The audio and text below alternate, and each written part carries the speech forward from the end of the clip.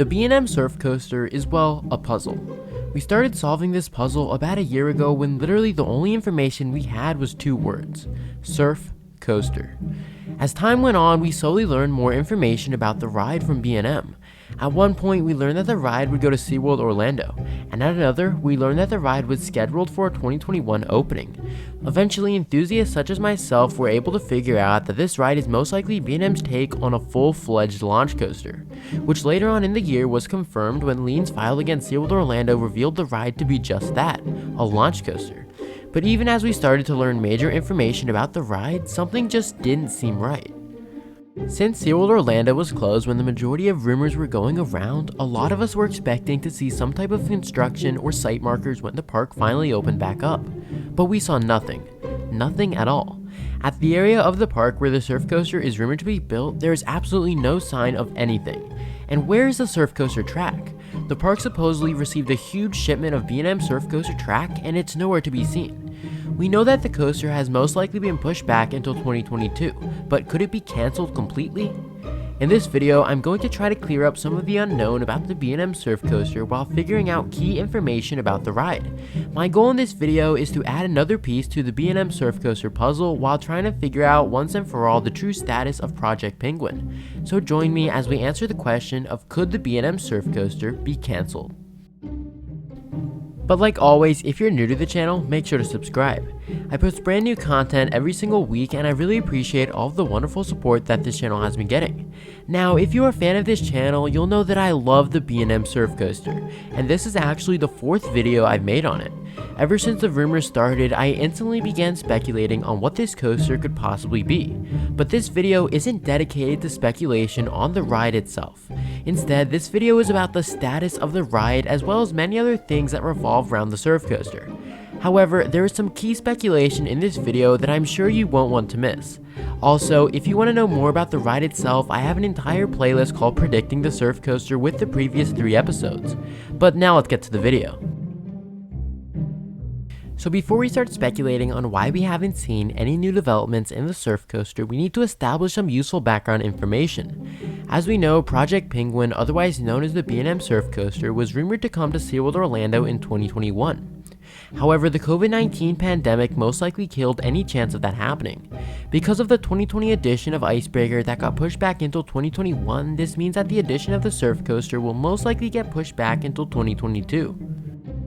That is the current rumored situation as of now, and if you've been following the coaster industry, that will most likely remind you of another ride, the BGW Giga Shuttle coaster. Like the surf coaster, this ride was rumored to be on track for a 2021 opening, but because Pantheon never opened, this ride's total existence could be in jeopardy. I personally think that BGW just pushed back the opening of this attraction a year until 2022, but there are a surprising amount of people that think it's possible that BGW canceled this coaster completely. Their thinking is that because SeaWorld lost a lot of money, they would most likely want to cancel some projects in order to regain some lost capital. Now, I personally don't think that they would want to do this, but I have to admit that it's very possible. SeaWorld Entertainment recently reported a 95% decrease in revenue during their second quarter. Obviously, we know this is because of COVID and the shutdowns, but we can't underplay how serious this is. To put this in perspective, last year, SeaWorld saw $338 million in sales, and this year they only saw $18 million. Now, I know SeaWorld isn't the only chain that is struggling. Even Universal reported similar numbers to SeaWorld with revenue down about 94%. But nevertheless, thinking that SeaWorld might want to cancel some of the 2021 projects isn't necessarily that far out. So is the B&M Surf coaster going to be cancelled, or is it going to be pushed back a couple of years? I say this all depends on 3 things. The first thing is how much of the coaster did they already pay for? Now, I know I've talked about this on this channel a little bit before, but basically the process of buying a coaster isn't as simple as paying for the coaster all at once. For example, if a coaster costs a total of $16 million, they would never usually pay $16 million up front. Instead, they would pay a portion of it up front and they would pay the rest over a period of time, usually when the manufacturer completes certain objectives. For example, they might pay an initial down payment of $8 million and they would pay $2 million when they break ground, another $2 million when the track work is complete, and the remaining after the ride finally opens. Now, that's just an example and it doesn't always happen like this, but the majority of times it's at least very similar.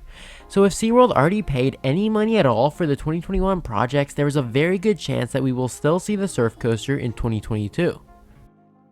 But that isn't the only factor. The second thing is if SeaWorld still thinks that a B&M launch coaster is going to be profitable for them. If you look at the surf coaster's original time frame, you'll notice something very interesting. The original surf coaster was set to open for the 2021 season, and 2021 is the year that another launch coaster is opening in Florida, and that coaster is Velocicoaster. If you don't know, Velocicoaster is the newest Intamin launch coaster coming to Islands of Adventure in Orlando. This coaster looks absolutely amazing and it has potential to be the new best coaster in Florida.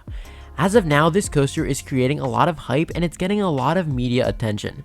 So I find it very interesting that SeaWorld planned the B&M Surf coaster to be added in the same year.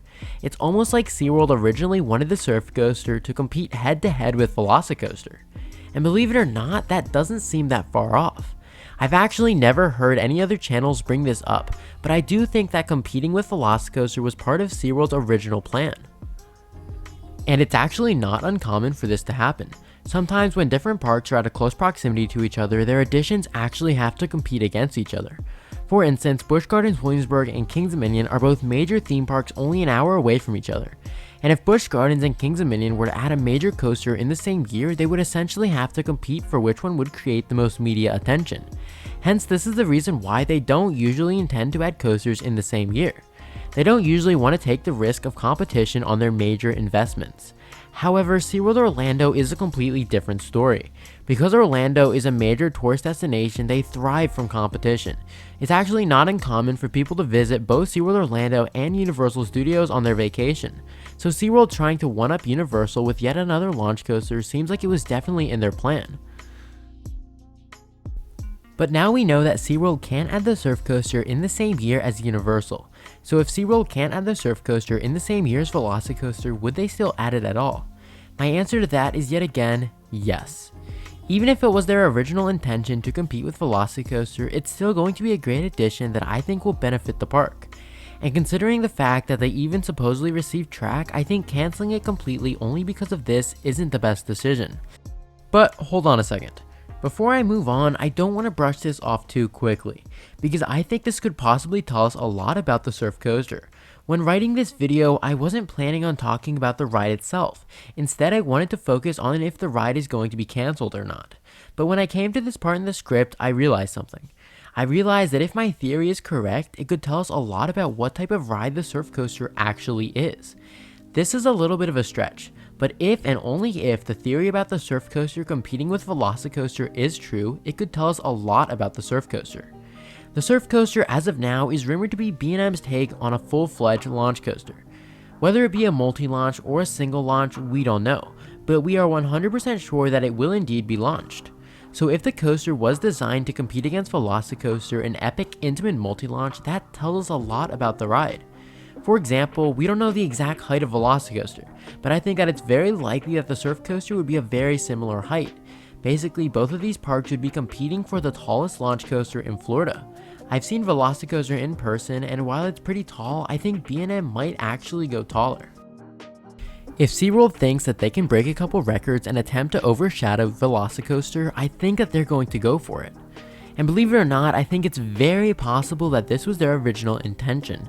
You have to remember that when the planning for this project was initially started, it was most likely all the way back in 2018 when SeaWorld was planning on going crazy with record-breaking coasters.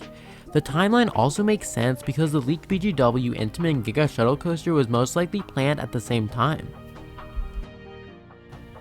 So because the surf coaster was originally intended to open at the same time as Velocicoaster, this means SeaWorld must be extremely confident that the surf coaster would create the same amount of hype as Velocicoaster. That means that the ride would have to be at least equal in thrill level. For example, just imagine if the shutdowns never happened and Universal opened up a kiddie coaster in the same year as a huge coaster like Iron Gwazi. You can obviously tell which one is going to create more hype.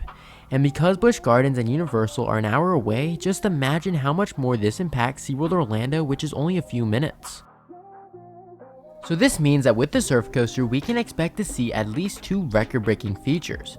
Whether it be the tallest launch coaster in Florida or something else, I expect to see something unique.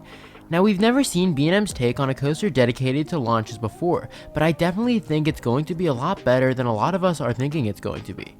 Because Seaworld originally intended to add this coaster in the same year as Velocicoaster, it's definitely going to be something awesome. I can't stress this point enough. When parks decide to add coasters in the same year, this means that each park thinks that their ride is superior. So I definitely think that a lot of coaster enthusiasts are underestimating the surf coaster only because we've never seen B&M's take on a launch coaster before. Now, just for the record, I don't think that the surf coaster will end up being better than Velocicoaster. Velocicoaster looks to be one of the best coasters ever built. Everything from its whippy transitions to its super fast-paced inversions look amazing.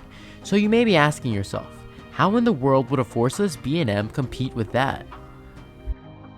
My answer is, it's not. You may be confused because I just said it was competing a second ago, but let me explain. As of now, we don't really know that much about the B&M Surf Coaster, but I can definitely tell you that it won't be as fast-paced as an Intamin Blitz.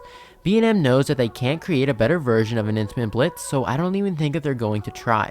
So yes, I don't think that the surf coaster will be fast-paced, whippy, and forceful. It will definitely be whippy for a B&M, but it won't even compare to an Intamin. B&M knows that Intamin and Vekoma are doing this right now, and they're not even going to try and compete. So instead of being fast-paced, whippy, and forceful, I predict that the B&M Surf Coaster is going to be smooth, fast, and fun. The general public absolutely loves B&Ms because of how smooth they are. So having a smooth, fast, fun, graceful launch coaster is definitely going to be a big hit. So if I had to compare my prediction of the surf coaster to anything, I'd say that it's going to be much more similar to a Mack multi-launch than an Intamin Blitz. But I think it's going to be very different and much better than a Mack multi-launch. Now, just to be clear, that is just my prediction and it could honestly be anything at all, but in my mind that just makes sense. I think that the B&M Surf Coaster is going to be very similar to a Mack multi-launch but with B&M style elements. I know a lot of you have already thought that this coaster is going to be boring, but I assure you it's not. Every model that B&M has developed has become a huge success, but just to illustrate my prediction on the surf coaster, imagine this. Imagine if Fury 325 was on a much smaller scale and didn't have a lift hill, and instead had a launch and a couple of inversions. That is what I predict the surf coaster is going to be like. I think the surf coaster is going to be awesome. So now that I've rambled on about the surf coaster, it's time for me to answer my original question, and that is the question of, is the surf coaster going to be cancelled? And I think this all comes down to one thing, and this is if it will increase attendance. Regardless of Seaworld's financial situation, they're going to have to keep adding rides if they like it or not. Orlando is one of the most competitive tourist destinations in the entire world, and parks have to keep improving in order to survive. Even though Seaworld looks to be in very bad shape, as of now they have a decent amount of cash in the bank as well as funding from loans.